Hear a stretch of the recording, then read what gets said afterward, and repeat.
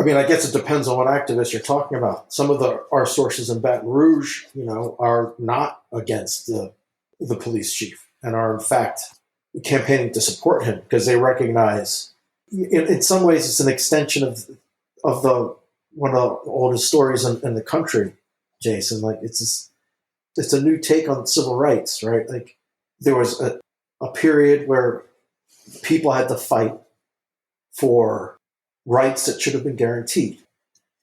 And some of those rights, like voting or getting a square education, right, were met. And so now the sort of the next step is to ensure that those institutions that serve all of us, black and white, northern and southern, that those institutions are doing a straight job. They're doing a fair job. And that is what some of the activists in Baton Rouge are looking at. They're like, okay, we have a place at the table. We have power. We want that power to be justly wielded, right? Like in the most basic sense. And so it's a restoration of the credibility of institutions that in the past were not honorable and were not living up to sort of the promises made in all those, marketing materials that I was talking about earlier. America's great marketing materials. And to suddenly, at the moment when you have a chance to restore credibility to those agencies and those institutions and those words.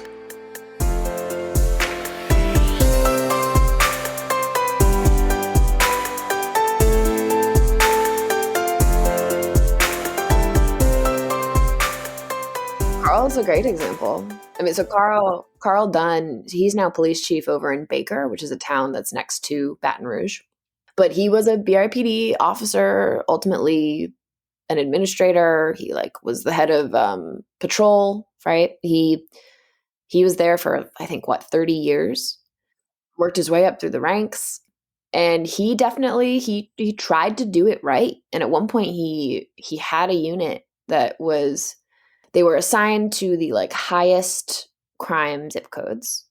And what he wanted them to do was he wanted them to go out, and their goal was contacts with people, but no tickets, no nothing, no arrests.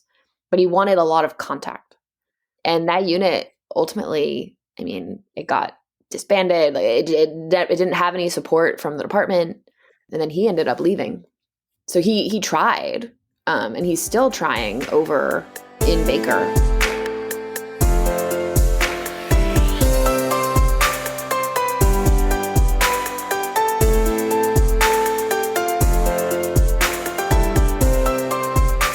From Goose Creek Consulting, this is the Silver Linings Handbook.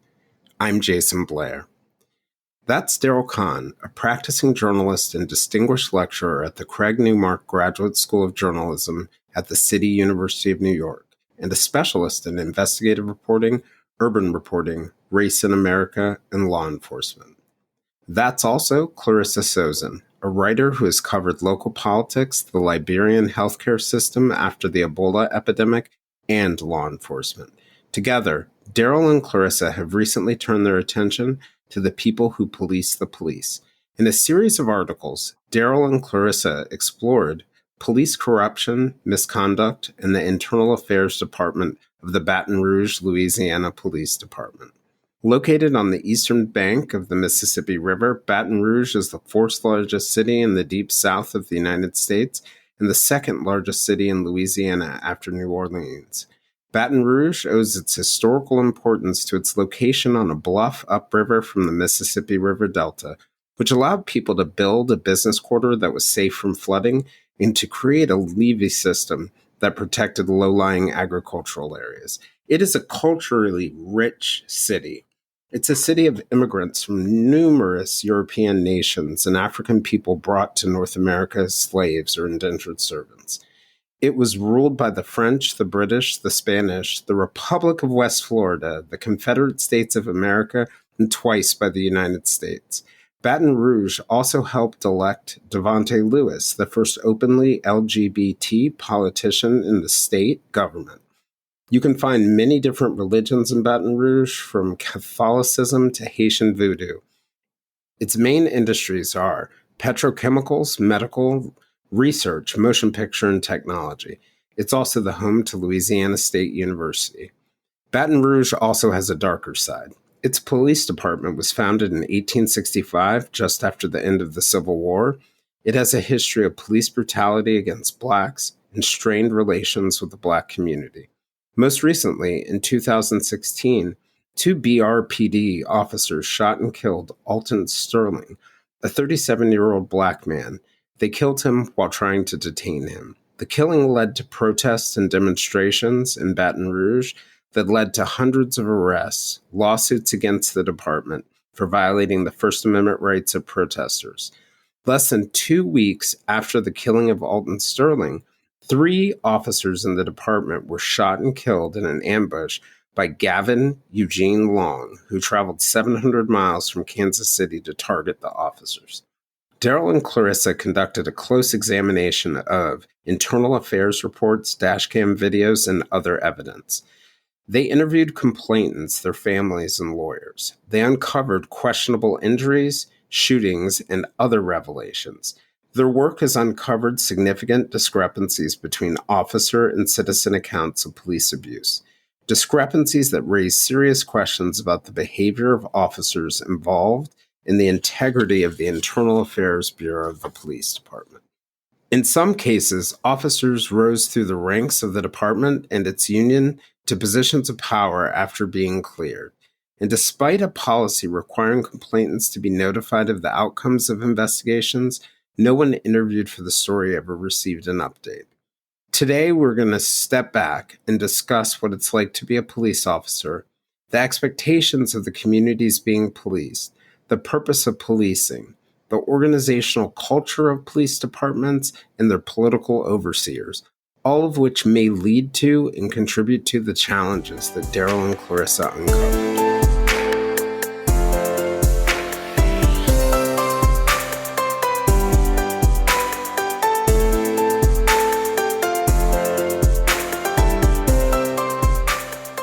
I just wanted to thank you guys for joining us.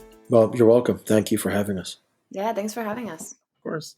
I wanted to ask you guys, just sort of starting out, a little bit about your backgrounds, how you got interested in journalism, how you got interested in policing.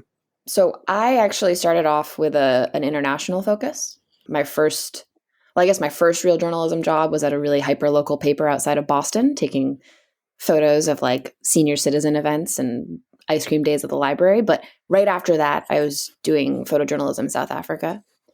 So very internationally focused. But when I was in grad school, I really wanted something to sink my teeth into in New York City. And criminal justice and policing, I covered an event, actually because of Daryl. I covered an event, a screening about Rikers. And then I just went down that rabbit hole. And was that when you were a student in Daryl's journalism class? Yes. Yeah. Okay. And so for you, Clarissa, it really sort of the interest in policing and crime really came from deciding to sort of focus on the biggest topic that was in front of you at the time. And in New York City, that was a huge topic. How about you, Daryl? I mean, I've been interested in journalism since I was a kid, I guess. I was on the high school paper. Before that, I would grab the copies of the Washington Post I could find and read William Raspberry columns and George Will columns. Watch the old news shows funded by Archer Daniels Midland, yeah. I always liked figuring out how things ended up the way they did and why things work the way they do. And have always been a little bit sensitive about freedom, how we keep it, how we got it, how it gets violated. And as a profession, journalism sort of the canary in the coal mine, I guess. And I think in the interest of full disclosure, you and I actually worked together at the student newspaper at the University of Maryland, the Diamondback. I think we both worked for each other at some different point. And also we both worked at the New York Times together. And I think we shared probably, you may not articulate it the same way I would, but we both shared an interest in I think helping people, right? For you, very much protecting democracy. And for me, I think similar things. I don't know. Protecting democracy just sounds like a way to sell newspapers. It's finding out what's going on. It's lowercase t truth, and like that's sort of the raw material, that people work with when they want to go do democracy or not do democracy or whatever they choose to do. Right? I don't know. And policing is sort of where the rubber hits the road when you talk about self-governance, right? It's like, all the major amendments, the ones that we get most worked up about, 1st, 4th, 14th, 8th, are we securing people's liberty? Are we killing them in cruel and unusual ways? Are we depriving them of their liberty in a way that's fair? Some people look at the police reporting as sort of a roundup of local crimes, but if you just turn the steering wheel a little bit, it becomes the fault line. You know what I mean? Of like, it's a roundup of our liberties in the way that we treat. Yeah, there you go. That's a good way to put it. And you really understand how difficult a lot of these things that we care about, are. Like when you go to like you enter a state and you go to like the little tourist board, and they have all the materials for like, this is why our state's great. All that about our country, right? All like they all play out in like really hard ways, in gritty ways.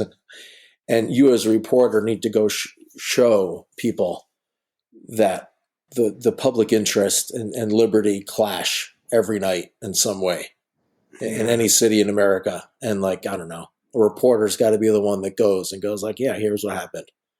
Reporting out one story, like even one minor crime story, really, if you really report it all the way out, it really goes into so much about life. It's interesting you say the thing about tourism boards. I remember when we were in college, one of our colleagues, Heidi Sherman, she was, I don't know if she was a reporter at the Diamondback or whether she was just a journalism student, but she had to go out to the eastern shore of Maryland, like the tippy tip eastern shore of Maryland. And, it was such a long trip. It was a rural trip. So I decided to go out with her or she asked me to go out with her to report the story. And I can't even remember what the story was, but I do remember walking into a convenience store to get gas and get food. And it was covered in Confederate flags and Confederate figurines. And I do remember at that moment thinking to myself, like, if I went to Baltimore or one of the rest stops on 95, this is not what they would have as the Maryland Tourism Bureau listings. Yeah. So, well, don't forget that Maryland flag is half Union, half Confederate. So is the state. Yep. Yep. A flag I never want to change. So, here. Right. So, I wanted to start off by asking you guys just a little bit about the story of behind the publication of your articles, and how did you get turned on to the case, and what was happening in Baton Rouge, and I read somewhere that you guys have been working on the story for about 5 years, which actually surprised me, and I didn't know about it. I didn't know it was that long, or didn't realize it was long. So what's the story of this story?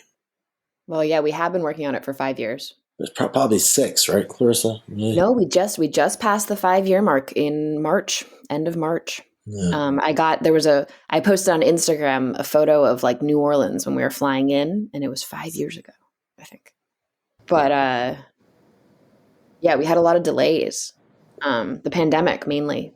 We were supposed to go down for a trip in April 2020, and obviously that got blown up. And then a lot of our public records requests got delayed because they were ravaged by Delta. So it's been a long process, but it's been good that it was delayed, I think. I don't know, Daryl, if you'd agree. Yeah. Was it Alton Sterling, or was it something else that caught your attention to get you to even go down there? Yeah, that's why I would say it's been longer than 5 years. I had assigned two interns of mine when I was working in a different publication, both real pros who went to cover the protests in the wake of the Alton Sterling shooting, the fatal Alton Sterling shooting in July of 2016. And that led to some protests, some peaceful protests there in Baton Rouge, that the crackdown on those protesters was sort of something I'd never ever seen before. As you know, Jason, I've covered. I mean, I covered massive. I think I've covered the biggest protests in American history.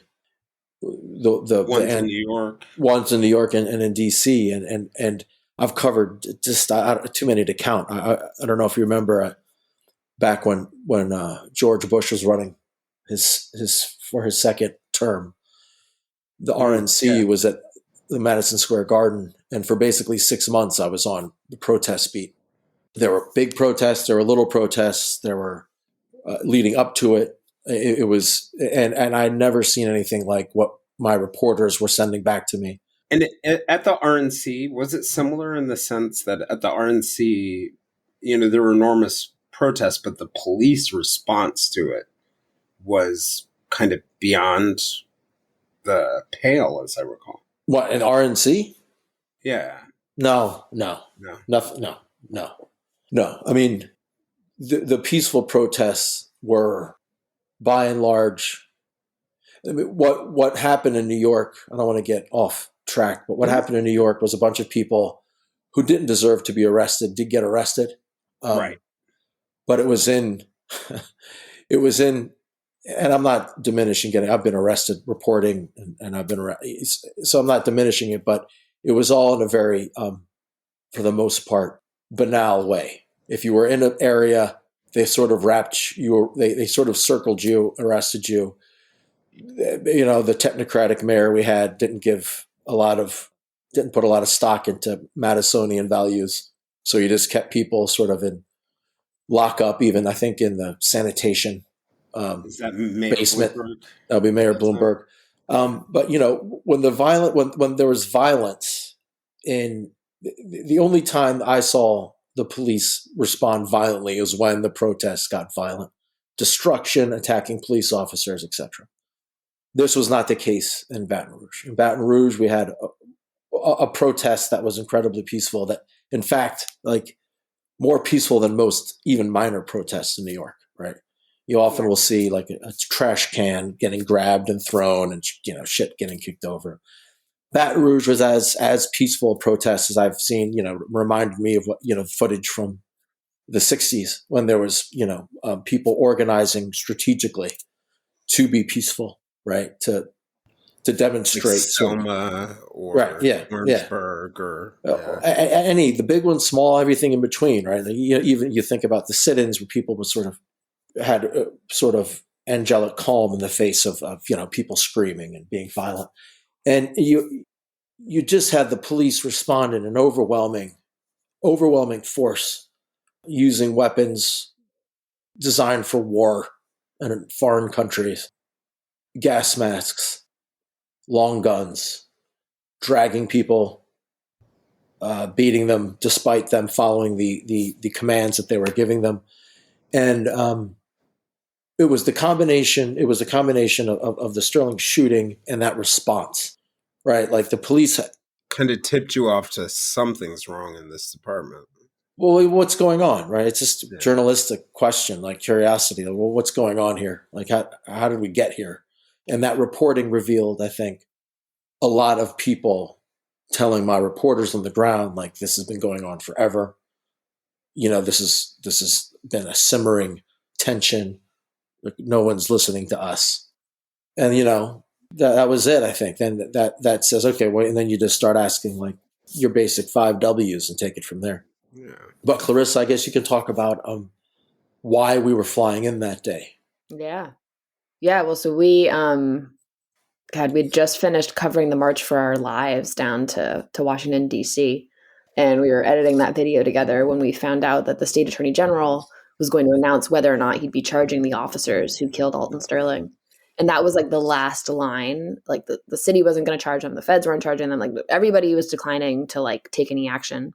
And so this was the last chance of like them facing charges. And we just decided to get on a plane and go and see what would happen, see how the city would react, just kind of see what was going to happen on the ground when that announcement came out.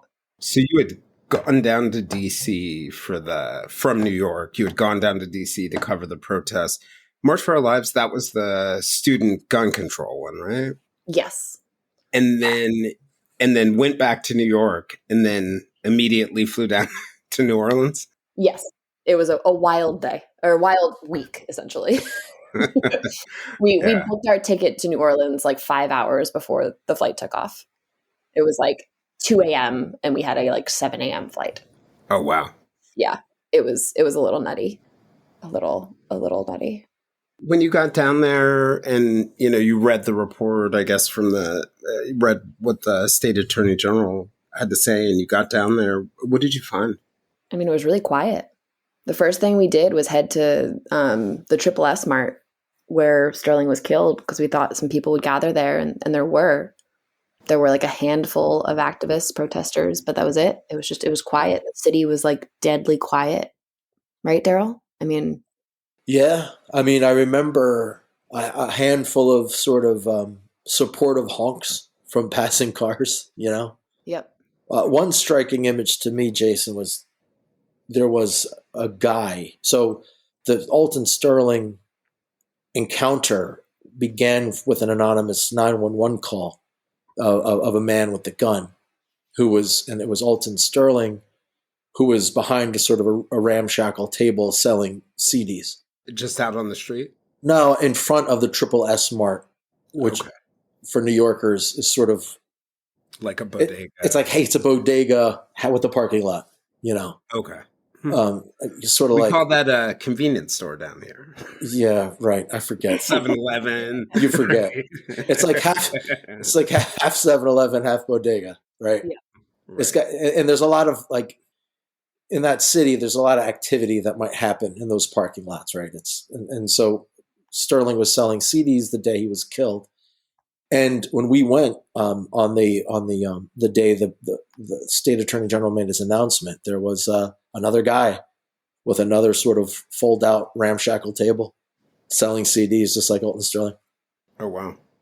And there were only a handful of protesters. Where'd you guys go from, in your reporting? At this point, you have the state attorney general's report, you have the Alton Sterling shooting. And then wasn't there, right after the Alton Sterling shooting, there was a shooting of 3 police officers, right?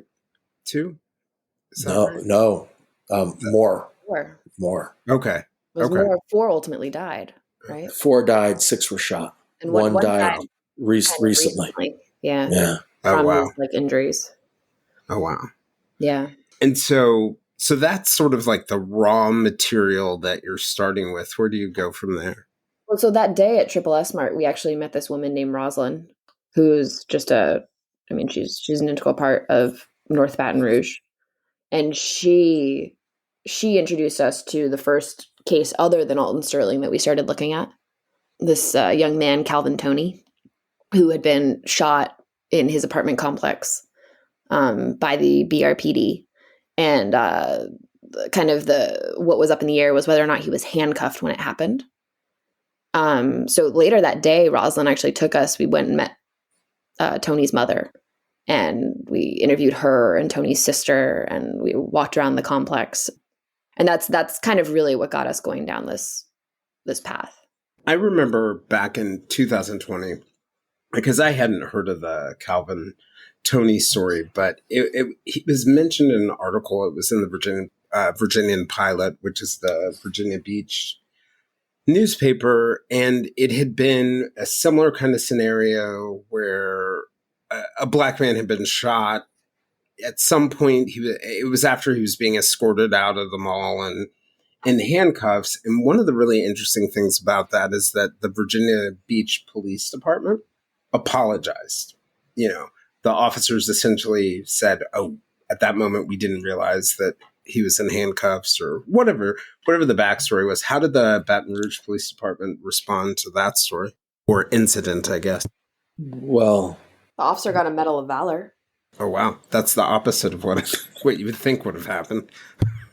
Clarissa, do you want to tell him about the close call we had there at the Palm? That's the name of the complex, right? The Palm. Yeah, something like that. The Palms Apartments, something like that. Yeah, right. Well, there had been one woman who the shooting happened right outside her apartment door, and when we went the day with Tony's mother, nobody was in the apartment.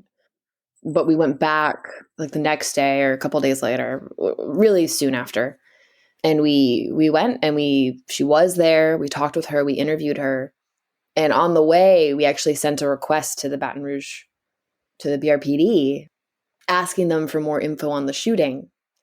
And geez, now, like, so I'm trying to remember the complete order of events here, whether or not the building manager talked to us first. We were taking photos outside of the apartment after the interview, and the building manager came and told us we had to leave. And then we went with him to his office, right, Daryl? I'm trying to remember the exact order of events.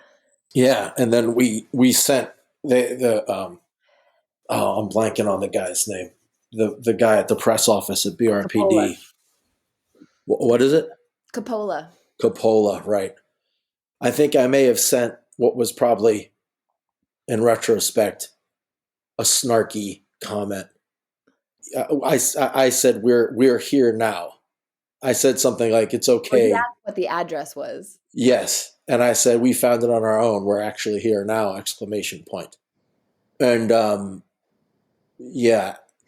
we got into the car, and there had been you know how this is, Jason, when you're reporting and someone sort of is lurking in your periphery. Mm-hmm. So there was a guy that had sort of been lurking in our periphery for a while, and he started to smoke.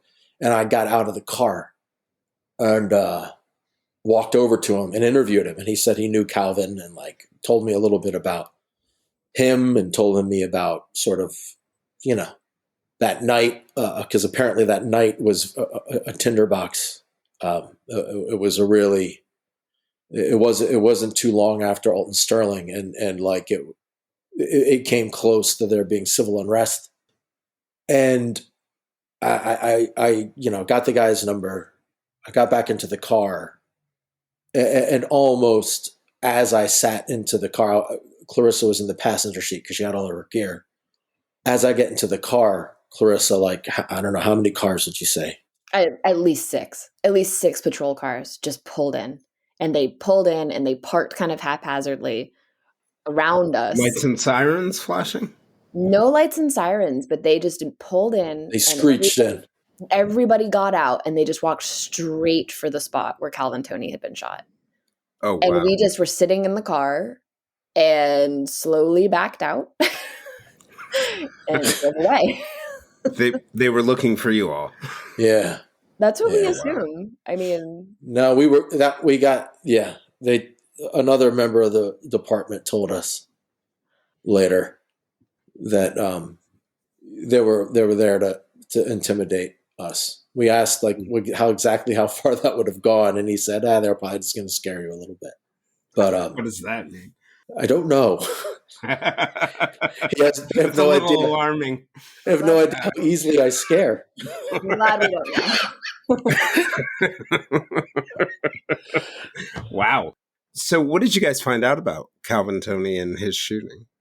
Well, the real thing was there were security cameras, there was body cameras, and so the real thing was like, will you guys release this? Let's clear the air. Was he handcuffed or not?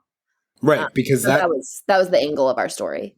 Yeah, you would think if they had footage or body cams, that would be a simple enough question to answer through the evidence. I think this is an important moment, I guess, Jason, to note, like, the reason you go out and report on stuff isn't because you have sort of an answer in mind and then you sort of confirm what you want your answer to be 5 years later, 6 years later, whatever, you know what I mean? Mm-hmm. The story, we had to report it out. And as we reported it out, we learned more, and sort of our assumptions or what we thought maybe was going on changed pretty deeply. But like, that's the game, right? That's what we do. Like we're dealing with uncertainty, and you sort of deal with it the best you can, asking questions, trying to get answers. And I think a lot of times when you go into a story, if you find out that the bad thing that everybody thinks happened, that's a story. But certainly if you find out that the bad thing didn't happen, that's also a story. It's not about proving something, right? That's advocacy. Yeah, it's about finding out what the hell happened. And when we started to realize that there was, right, Clarissa, I mean, I don't know how you'd characterize it, but this wasn't a story, I think the boilerplate is southern town, segregated town, black residents are sort of at odds with the police department, right? And like some of that was true, but only partially true, because we started to realize that the police department wasn't necessarily, like you cover these stories and you're like, oh, well, the NYPD says, or, we know covering the NYPD, it's just it's a monstrous Leviathan, The police department's not a monolith. The police department was not a monolith, and even in a smaller department like the BRPD. And not only was it not a monolith, but we started to, the more reporting we did, the more we realized that it was a department almost at war with itself. I think, by the way, you're actually hitting on a really good point here with your description of the way that you're reporting this story. Do you remember the concept when we were both at the Times of like the toe touch story? You fly in for one day, you have a bunch of stringers, get it. And the headline for that story sounds like it would have been about Baton Rouge Police Department's horrible relationship with the Black community. But there's a real difference with investigative reporting where you're able to get under the surface and see a much deeper story than that one day story that I think a lot of journalism can be focused on. So, yes. Yeah. That one day story was true, but the part that it would have missed was a new police chief had come into office like 2 months before our first trip down there together. And so that was really where everything started to change. That idea of the department, truly the point about it not being a monolith and being at war with each other. Could you guys tell me a little bit about that? In terms of, you said it wasn't a monolith. By that, do you mean that, there were folks that were problematic in some ways within the departments? There were people who were fighting against it. The new police chief didn't necessarily fit the mold of much of the department, whatever. So the new police chief was from the state police. So he had never been in the BRPD before. And he took over, I think it was January 2018. So like 2 months before we went down. And what he basically started to do was, he started off with just trying to implement what was on the books already. And over time, he did also change some policies. One of the main policies he changed during our reporting was, I know he changed a bunch of them, but one, just to talk about Calvin Toney, right? Like the video for Calvin Toney hadn't been released and it had been like months, right? His shooting didn't happen recently when we were there. It happened months before. Chief Paul now has a critical incident policy where he releases the videos within, I don't know what the time frame is, but it's a very quick turnaround. But his enforcing of things on the books has, it's annoyed part of the department. Right, Daryl? Yeah, both, current and former. And when we started looking into the internal affairs history, right, you try to figure out a structural, system-wide way to answer the questions of the protesters. You know what I mean? Like they're saying, we're not getting any accountability. There's no transparency. Like they're not. What does that process look like? Why aren't they getting accountability and transparency? Right. And so that's the idea of exploring, going deep and exploring why does the community, wherever this leads me, feel like there's this gap. Yeah. So how do you show that instead of just tell it, right? Like, and so we went down the internal affairs rabbit hole. Yep. We got our hands on 10 years worth of files. Could you talk a little bit about what the purpose of internal affairs is and police departments and the Baton Rouge department? It's the part of the department that investigates the department. So a citizen files a complaint against you, a fellow officer files a complaint against you, you do something that triggers an automatic investigation, such as like fire your weapon in some departments that would trigger an investigation automatically. They are the officers that investigate the officers. Okay. And so a natural place for you to look when you're trying to answer this question. Yeah. So what did you find? Especially like, with use of force. Well, the reason I brought it up, Jason, is because, pulling on that thread years ago led us to what is basically one of the animating divisions and political fights playing out in the entire city, right? Like, this sort of obscure division within a medium-sized police department has really become as galvanizing, sort of, as abortion nationally. Do you know what I mean? Yeah, like post George Floyd, and then also the shooting in Georgia. Right. I mean, similar themes in each of the. I don't know whether to say it the departments, but certainly the communities. Well, but no. I mean specifically internal affairs. You're making it even broader than it needs to be. Internal affairs, like the people who were there before, are some of the people leading the counter revolution against the new police chief, Murphy Paul, and his regime, right? And they're putting up billboards saying, like, this is not a safe city because of affairs. People, the guy who used to run it, right? So there's some former police chiefs who feel like that the, for lack of a better word, reforms. Sort of, discipline that the chief is meting out. As a black guy who grew up in the South, you'll appreciate this. They're saying that Murphy Paul is targeting white officers with discipline disproportionately, and that he's sort of running sort of a get even kind of campaign, right? So the numbers that we've looked at, and in no way that doesn't play out. It all seems to be statistically more or less even. The discipline meted out to black and white officers, but the story that's being the way the fight is being seen and the way it's playing out there is that you have former white police chiefs. You have, in particular, one guy who he feels like the police chief targeted him because he was trying to hold him to account, who used to be in internal affairs and is now gone, but is still very public. I've spoken to him. He's very public in criticizing Murphy Paul. Was Chief Paul the first black police chief, or no? Okay, no, and he's not the first. For lack of again, I'm sorry. For lack of a better word, he's not the first reformer either. Okay. Yeah, there was one chief, Dwayne White.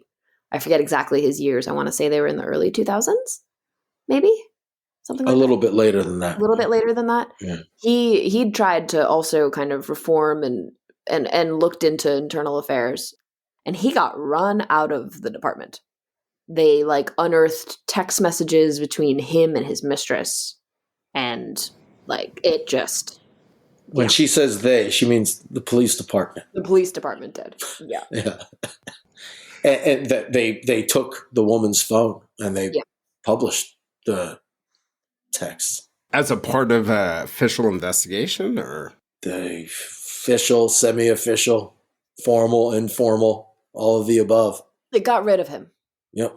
A black mayor who many in the sort of civil rights kind of political community in Baton Rouge say was sort of very much a supporter of the police union, which obviously was against white the same way he's against Murphy Paul, fired him. So we have a police department that has a history of running out chiefs, reformers, revolting against them. You have these incidents with black men or violence against black men that are a problem. Just curious from my perspective, did the issues that exist go beyond just Black men and just more broadly into the community? Yeah. Well, in our main story, we talk about this young man, Brett Perkle, and he's white. And actually, I think everybody in that story, all of the people who were had an encounter with this one officer, they were all white. Tell me about the one officer in your main story. What it focuses on him and his interactions with them over a long period of time, interactions with the community. Yeah, so this guy, his name is Robert Maruzzi, and he has an interesting history. It kind of starts with him allegedly pulling a gun on a bar manager when they're arguing because he's trying to steal a sign from the bar that's hung up outside the bar. The police officer is trying to steal the sign? Yes, the police officer is drunk and off duty and pulls his gun on this bar manager.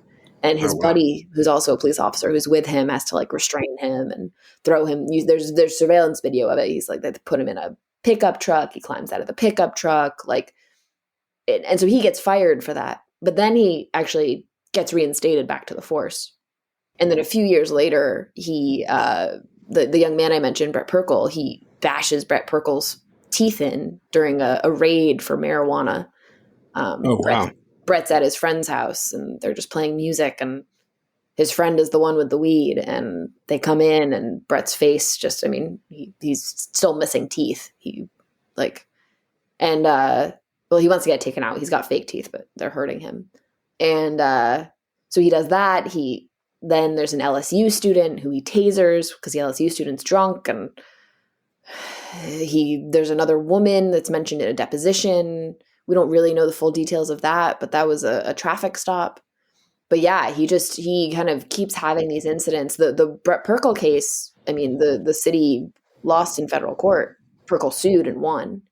Is that how he got reinstated, or did he get reinstated? He got reinstated years before, right, Daryl?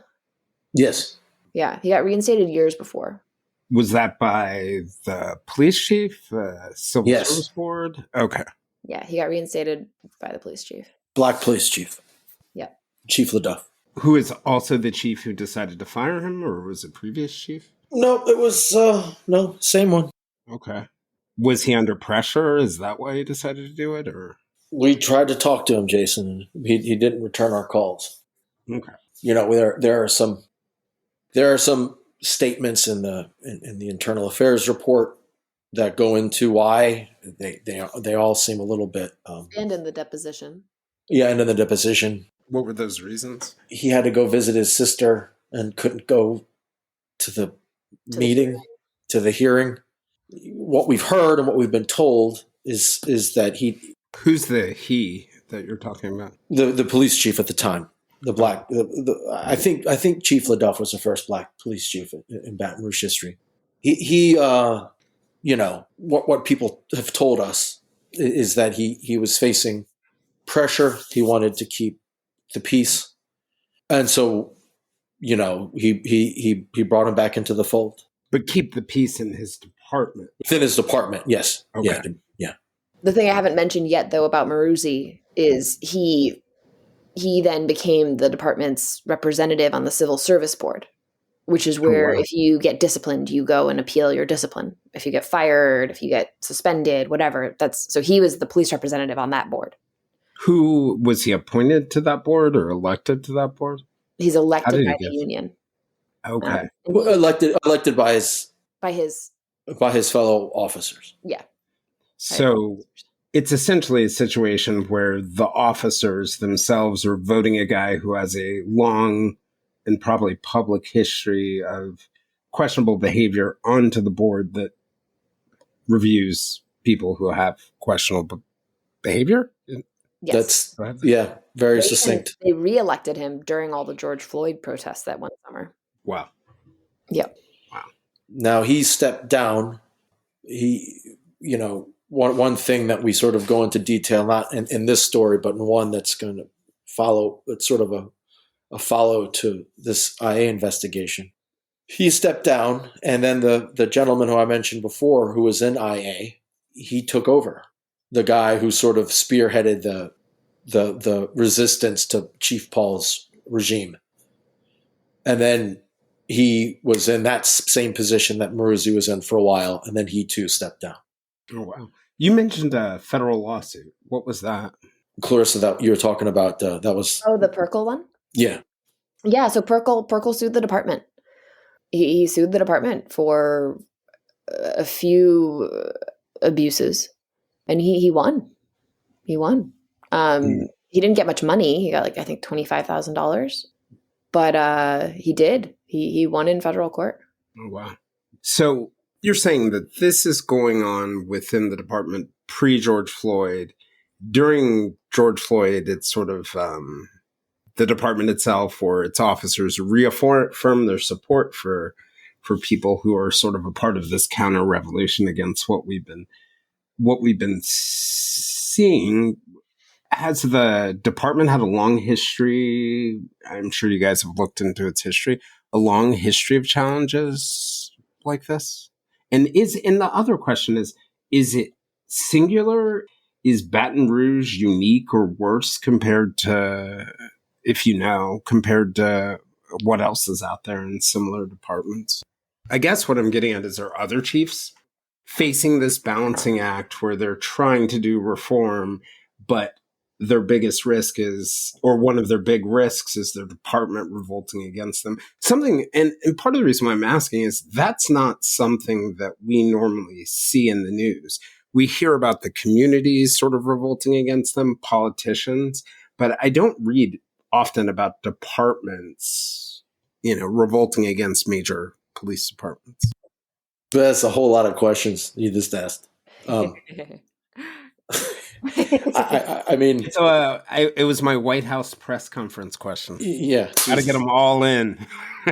I don't know the answer to this question because there's so many police departments. There's 100 quadrillion police departments in the United States of America. Some with 5 cops, and some with thousands. And I know, I can't answer your question. I would love to find out. I would love to do this kind of reporting in other cities and find out, right, Jason? I mean, and then the question is really, I think Baton Rouge is a national story, and it's a very important national story because, as you know, policing and crime can have a wildly disproportionate influence on elections of all stripes, right? And we sort of care about it a lot intensely for a while and then don't give a shit. And then suddenly something happens again and we care a lot again. And so what I think Baton Rouge does for the rest of the country is say, hey man, this is what it looks like when you start meting out discipline, when you try to conduct audits on, body camera footage, when you start, having a honorable internal affairs process that's independent from the guys being investigated. This is what kicks up. This is what sparks fly. Yeah. Right. And you don't, often what you see, the sort of dreary pattern is a loudmouth progressive politician, a city council type person or something, makes a lot of noise, passes something that may or may not make any kind of sense. Yeah. Right. Some sort of external imposed law that is so divorced from the reality of what their job is. It may pass because it's a blue city and it does nothing to change behavior whatsoever at all. And then, they take a victory lap, or even worse, like in New York, there was a very poorly written chokehold law, which it's no longer in the books, but was briefly, that was going to lead to police officers having to resort to breaking joints in order to subdue an arrestee because they weren't allowed to basically touch them above the rib cage. It's Yeah, that it's actually going to perversely create a even worse problem, or a situation where I, as a cop, am going to just not arrest that dude because I'm going to have to get physical, and I'm going to end up being the one who actually. Yep, right. I mean, one thing that I learned recently in a class I teach about sort of civil rights reporting, and sort of how you can apply it to the modern day. We had a police officer come in and talk about that she was finishing up. She was almost at her 20 years, and when she started in the academy, the guy training her, it's like, right, you go back 20 years and you go back another 20 years, right? There's a guy training her, and he explained, like, as you know, Jason, from working in New York, that chokehold is shorthand for almost a civil rights movement in New York. Do the right thing. The Spike Lee movie is about in some ways about a very notorious chokehold. Right. It didn't start on Staten Island with, what's that guy's name? I can't remember it. With Eric Garner. But what she learned, and what she was able to tell me, which I'd never heard before, was that chokehold was in fact a response to the shooting of a little kid, right? Really? In the 60s. Yeah. And the idea was like, well, we want to reduce lethal force, so we're going to use like these holds. And the holds were a reform, right? And it's an important thing, I guess, maybe just whether you're on the right or the left in the political spectrum, we're always sort of inheriting a world, as broken as we may think it is from our perspective, that's probably a world of reforms that were made in another generation. Right. Well, if right? you think about it, it jumped to New York in the 1970s. They had the Knapp Commission. In the 1990s, they had the Mullen Commission, all driven for the same purpose, right? Exact same purpose. Their goal was to improve police accountability. And, I remember police officers when we worked there together and we covered police saying, perhaps for a moment it improved accountability, it inserted problems, and it also harmed morale. There were also tough economic times in New York at different points. Salaries didn't go up enough, but essentially we end up, in this same place over and over again. Maybe it's a different thing. It's a shooting, it's a taser, it's a chokehold, but we end up in the same place. Is there something, and you may not be able to answer this question, but fundamentally wrong with our concept of policing and their relationship with the community and politicians and leaders? Because, to me, it all smacks of a failure of thoughtful leadership, whether that's the city council or the police chief or the mayor or community activists. Like, we're putting Band-Aids on things that 20 years later, like the point of the officer you described, are going to be leaking, creating their own problems. Well, you just described the whole shebang there. That's, all I can say as journalists, we're supposed to report back on all those fronts.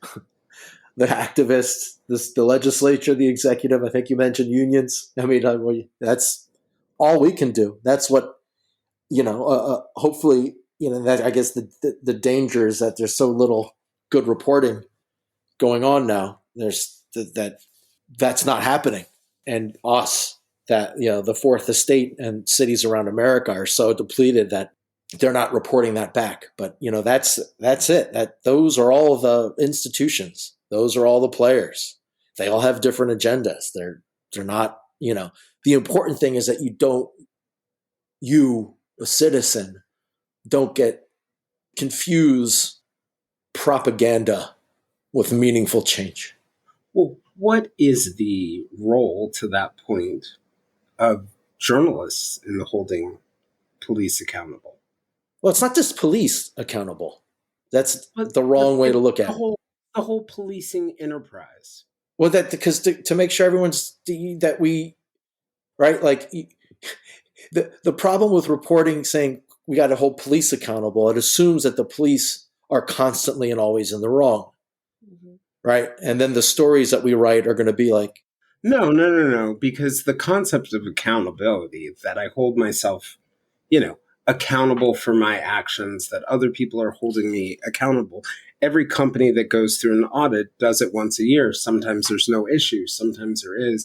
I think the idea that I'm getting at is if, you have all these entities, right? And you're describing a situation where you've gone in and maybe the initial story looked like this and there was some truth to it, but it's much deeper.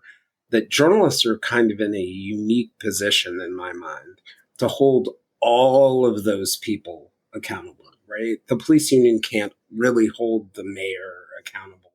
The mayor and the city council, but what journalists can do, like you said in the beginning, is tell the small t truth. And one of the things that we know is that journalism itself has been decimated. well, I mean, I think what you're just describing is the boring old-fashioned idea of objectivity, which is to say, you go in and you ask questions and you look at what you can get your hands on and go out into the world where people actually live and say, Chief is claiming he's doing this. Is he doing it? Yep. What's being Right? said, what's on the books, and what's actually happening. And I don't think that concept is It ain't boring. fancy. Right. I don't think it's as boring as you think, because if you listen to, if you go into the heartland or you go outside of major liberal cities and you hear people complaining about the media, exactly what you said is exactly what they're complaining about. There's not objectivity. Just give me the facts and tell me what happened and I'll figure out my own opinion. I know among sort of elite liberal circles, there's a push away from this idea of objectivity, but there seems to be just a disconnect in my mind. I mean, just like the same disconnect between the police department and communities, I think sometimes there's a disconnect between right-leaning and liberal journalists and the people.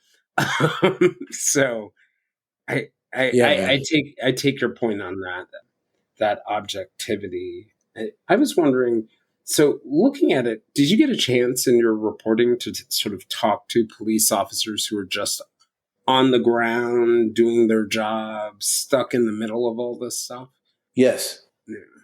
And what was their experience like? I mean, that's, to me, one of the great challenges we face as a country is the difficulty we reporters have talking to police. And that is an Ouroboros of a kind. It's not always the police department's fault. In some cases, it is. It's also not always our fault, the media, but in many cases it is. And what I mean by that is we need to hear from them more. We need, there's they are a tribe unto themselves. Unless, I've spent 20 years reporting on them and I'm still an outsider sort of looking in. I have some better understanding. I go out into the places they police.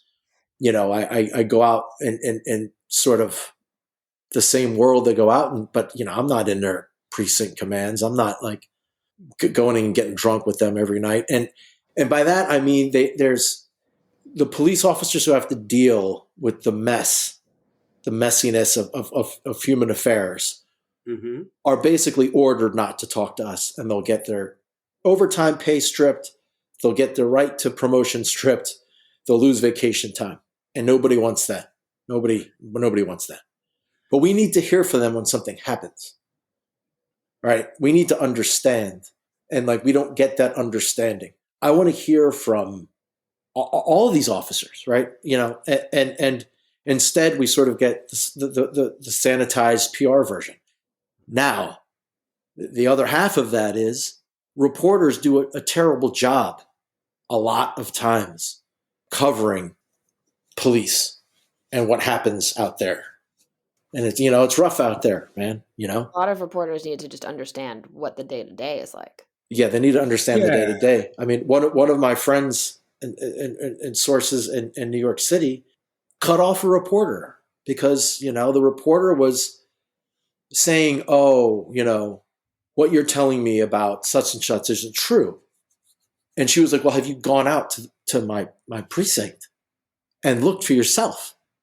And she's like, "Well, no, I haven't, but I'm hearing from." It's like, "Well, I'm not talking to you anymore," right? Or like one thing that people who don't deal with arrests and use of force in their day-to-day life, which includes like, as you know, Jason, I've been roughed up a lot, and like you sort of get a sense for like, well, this is not worthy of me complaining. This is like fog of war stuff. Mm-hmm. Do you know what I mean? Oh, But like people look at, say a pregnant woman is arrested, right? mm-hmm. And she's like going to do something. Maybe she's picking up her kids or whatever, and it's all very sympathetic. But she's breaking the law, and she refused to pull over, or she refused to listen to commands that were lawfully given. If you arrest somebody like that, even though she's sympathetic, it doesn't mean that you as the reporter don't sort of say, okay, well, like she's sympathetic, but she didn't listen. There's more to this story. Yeah. We too often now, especially now, man, like every single action the police department or police officer takes is treated like it's prima facie wrong, right? And like, why wasn't there more discipline? Well, because I followed the rules, man. Like that's right. And we as the press need to make a better effort at understanding who we're covering. Now that doesn't mean we get, everyone's going to say, oh, what's the word, co-opted, or no, because the police officer is obviously one element in this massive drama that you cover when you cover this stuff, right? There are the people, the families. There are the people who are arrested, either rightly or wrongly. Mm-hmm. There are activists who are sort of in the mix. There are the families of the people, and if someone is killed by use of force, those family members, and then other family members who come to their aid and like offer support and who've been involved in lobbying. There are state politicians, local politicians, federal politicians. There are unions. There are, right? So they're one piece of the puzzle. Yeah, if you're a good police reporter, you can't be held captive by one point perspective because there's too many. But you can't rule one out. You can't rule that one out. I think you're actually hitting on a decent point, because I think a lot of folks will say that to your point, that if you look at it from a police officer's perspective, you're just being a stenographer for the police department. Or, it just reminds me, recently I read the story about a 10-year-old boy in Wisconsin who had murdered his mother. And the headlines were all about how he was being charged as an adult. It was outrage about how he was charged as being an adult. And my initial reaction in reading the stories, I was like, why is everyone taking this unobjective activist position? But as I read more into the stories, I realized it wasn't about them being activists. It was about them being lazy. They didn't want to do the details. And, when the details came out, I think we found out he fatally killed his mother, shot her because she wouldn't buy him a virtual reality headset. And wow. as more nuance came in the story, you thought, yeah, maybe this guy should be charged as an adult. But it was that underlying laziness there. I was curious, do you guys have examples of people in your reporting, whether you've used them in your stories or not, of police officers that you think got into policing for the right reasons? And have they been able to do what they wanted to do, or does the system work against that? I mean, I think we definitely know officers who got into it for the right reasons, and they've definitely had their struggles. There's like parallels between journalism and policing that way, right? Yeah. Yeah. Like you think about The Wire and you think about McNulty. He wants to do a big investigative project. Yeah. And his editors are like, nope, we want you to do 200-300 word stories every day. then shut up.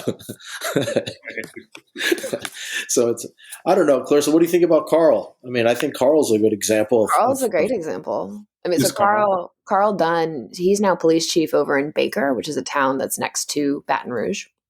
But he was a BRPD officer, ultimately an administrator. He was the head of patrol, right? He was there for, I think, 30 years. Yeah, almost 30 years, I think. Yeah. Worked his way up through the ranks.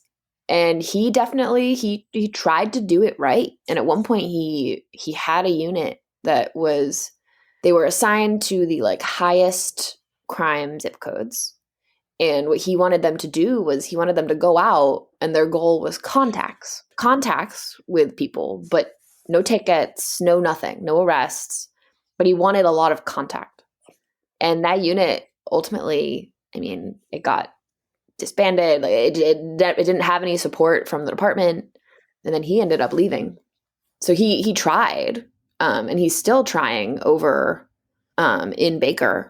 And yeah, I don't know. I mean, what else would you add about him?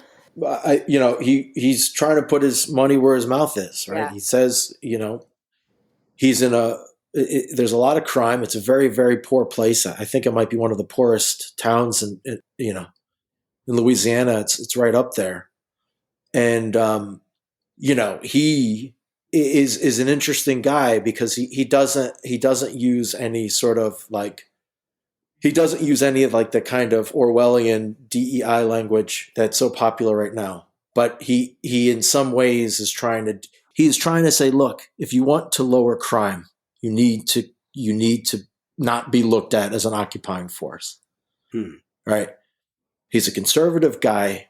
He's a black police chief, and he has been on the front lines of one of the most violent cities in America. Right? He's not talking about stuff he hasn't. He knows what he's talking about. He knows what he's talking about. He's got firsthand experience, and he is committed to the idea that if you want to, get the bad guys, that they need to establish themselves as the good guys, and that means behaving in a certain way, right? It's absurd to hear this.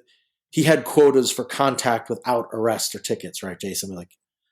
That's almost the exact opposite of the Comstat regime in New York City. It's the exact How many opposite. times can I interact with the public and not arrest someone? Yeah. How can I not how can I have a contact with people and not get money coming into our coffers? Yep. Right? It's crazy, but that's his mission.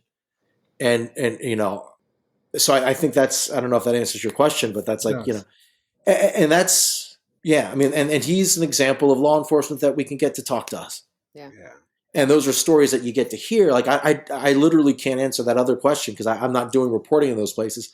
But it's also very hard. I understand their wariness, right? It's a double paranoia because it's the one hand, if I talk, I get in trouble. But if I talk, you might just totally ignore what I'm saying. Right. Or distort it. I have worked really hard to get the police perspective personally. Because I didn't grow up in a neighborhood that was highly policed, right? I grew up in a very suburban town that was, you barely saw the cops. And when I first started reporting on anything criminal justice or policing related, it was focused on the families of people killed by the NYPD. So I was getting a very skewed view, and I knew I was getting a very skewed view. But it was so hard to find anybody who would talk with me. And so I can see, especially if you're a young reporter and you can't get that person to talk to you, you could end up just doing some really bad reporting, right? If you're unable to really learn about that side. I had to really proactively seek it out. I remember when I was reporting and when I was covering the police, I remember I would go to, we had Amadou Diallo's shooting in the Bronx by the New York Police Department street crime unit. I will never get the words 19 shots out of my head. He was unarmed, and I heard it at so many protests. And now, post George Floyd, you hear these comments about defunding the police. And in thinking about defunding the police, I haven't been a police reporter for a while, but I always remembered when I would listen to those protests and hear the protesters talk about what the solution was. And then I would go out into the community and cover crime or talk to people in neighborhoods. There was a very different message. The activists, very focused on attacking the police department.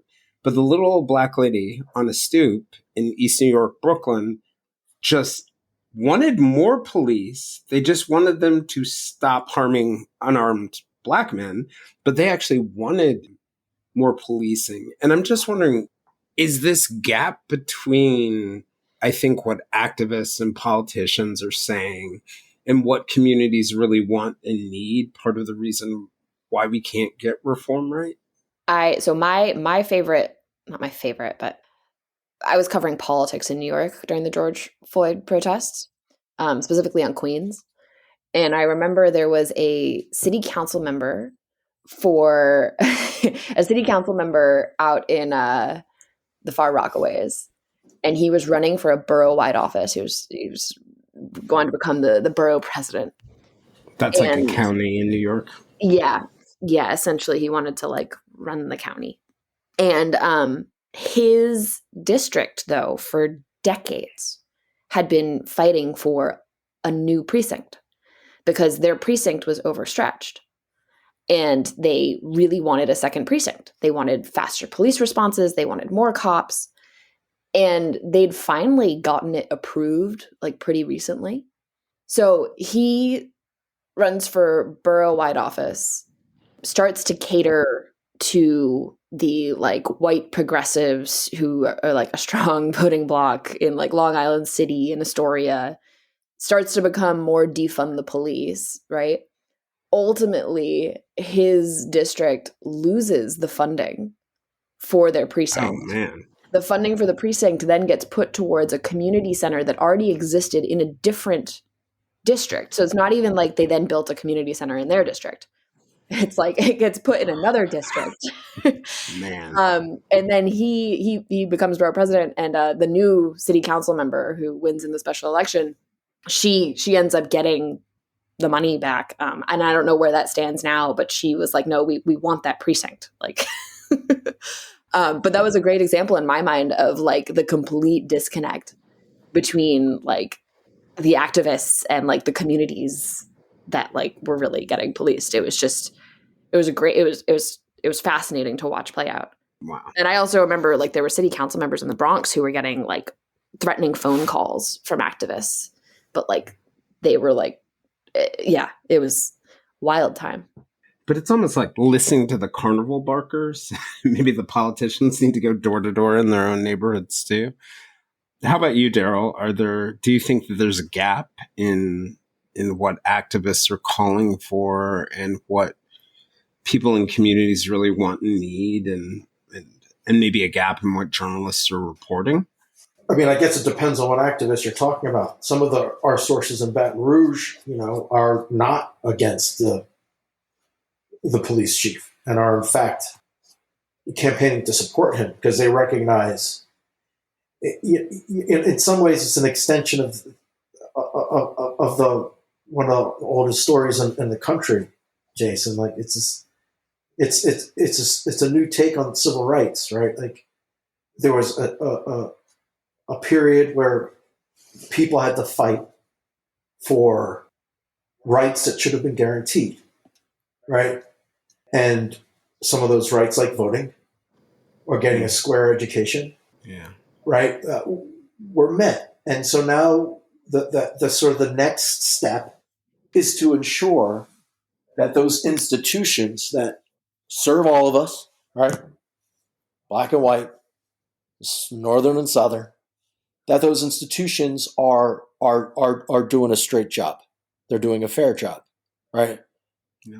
And that is what some of the activists in Baton Rouge are looking at. They're like, okay, we have a place at the table. We have power.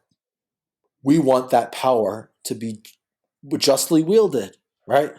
Like in the most basic sense.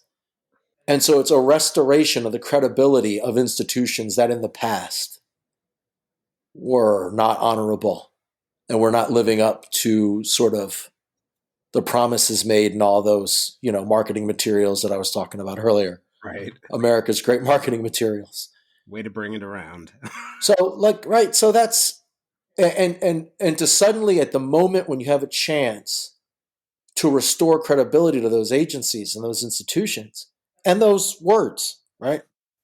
That you then say, no, we're gonna disband it, right? I don't know, what is that? It almost reminds me of a kind of the kind of freewheeling anarchy in the county notorious for letting Emmett Till's killers go, right? The free state of Tallahatchie, a place I've done some reporting, right? Like they did in Mississippi, yeah, not too far away, a bit north in the Delta, but that in some ways that kind of right, like complete totalitarian racist regime is no different. It's just you don't care about institutions, right? You don't care about checks on power. You just care about wielding power how you want to wield it.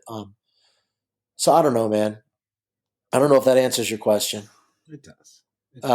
But like, so yeah, I think the proof is in the smart activists understand the nature of the stakes Smart activists of the fight. Nuance. Yeah. Right. And that doesn't mean they all agree, of course. It's like just like police departments disagree within themselves, activists disagree. But the sources we've been working with for years understand that you don't necessarily aren't going to get leadership that is resilient enough to try to make hard changes. Right? All of us. It doesn't matter what your job is. I want you to think, whoever's listening to this, about your job. Do you want your job to be easier when you go in and as frictionless as possible? Or do you want it to be as embittered and brutally conflict-ridden as possible? Right? All of you are no different than these guys, right? They want their jobs to be easy. So when someone decides to make their job hard to make a difference, it means something, right? And I think that's what's happening in Baton Rouge. And like, they understand the moment and they want to take advantage of it. So and make no mistake, Jason, like this is a fight with consequence. Like there have been threats. I mean, right? Some of this is politics, but some of this is real threats and real danger of against the chief and against his family. So, I mean, the stakes are high, man. That actually, I wanted to ask you one last question before we close. Do you think Chief Paul is going to be successful? I don't know. I guess it depends on how you measure success, man. But yeah, once you start pointing a country or an institution or an agency in a direction, sometimes it's hard to go back in the other direction, right? Yep. You can look at some of the titans of the civil rights movement, the names we know and the names we don't, and like, can you say that they got everything they wanted? No, but did we head in a direction that's better? For sure. Yeah, I think that's what we're looking at here. Well, I wanted to thank both of you guys for joining me and give you a chance to throw any closing remarks or just anything about lessons you think people can learn from your stories and these types of stories. I don't know if I have anything else to add. I mean, I don't know if we ever said our story is on Verite News, a New Orleans publication. Yeah, we're really excited to. Really excited. Finally, 5 years, or I guess more for Daryl. 5 years later. Yeah, we're really excited that they've decided to partner with us, and we look forward to working with them for a long time. They're a new publication in New Orleans, and yeah. I guess the one thing I'd say to Jason is I'll drop a link in the show notes. Beautiful. I guess just in terms of closing comments, like journalism, like I said, man, it ain't rocket science. It's just going out and talking to people, but you got to talk to a lot of people, and you need to bring all those points of view out into the open. Yeah. And like, what the reporting that we've done is sort of just the most throwback kind of basic get off your ass, shoe leather reporting, I guess. Like, that still is what makes a difference in my mind. And, hopefully these stories aren't, people understand that these stories aren't, pro-police or anti-police, but they're expose that, in this completely messy system of government that we have, that change doesn't usually come just with a bill. It doesn't come with a tweet.